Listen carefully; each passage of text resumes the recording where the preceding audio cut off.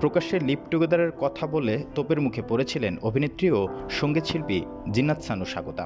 গণমাধ্যমে দেয়া এক সাক্ষাৎকারে তিনি বলেছিলেন, আমাদের সমাজ পরিবর্তন হচ্ছে, ডিভোর্স নর্মালাইজ হচ্ছে, লিভ টুগেদারও নর্মালাইজ হবে ইনশাআল্লাহ। তবে এমন একটি বক্তব্যের জেরে স্বাগতার বিরুদ্ধে লিগ্যাল নোটিশ পাঠানো হয়েছিল, যা নিয়ে লিগ্যাল নোটিশ পাঠিয়েছিলেন আরিফুল খবির নামের এক ব্যক্তি। সুপ্রিম কোর্টের আইনজীবী মোহাম্মদ মেজবাহ উদ্দিন চৌধুরীর মাধ্যমে এই নোটিশটি পাঠানো হয়েছিল। সেই রেশ কাটতে না কাটতেই দিলেন নতুন খবর, ব্যবসায় নামছেন অভিনেত্রী। সংবাদ মাধ্যমকে নিজেই তা নিশ্চিত করেছেন। অনলাইন শপ খুলছেন স্বাগতা, নাম দিয়েছেন ট্রুগানিক বাই স্বাগতা, যেখানে অর্গানিক খাদ্য সামগ্রী বিক্রি করবেন এই অভিনেত্রী। স্বাগতা বলেন, আমাদের দেশে সাধারণত অর্গানিক ফুড বলে অনেকেই ক্রেতাদের ধোঁকা দেন, আমি সেটা করব না।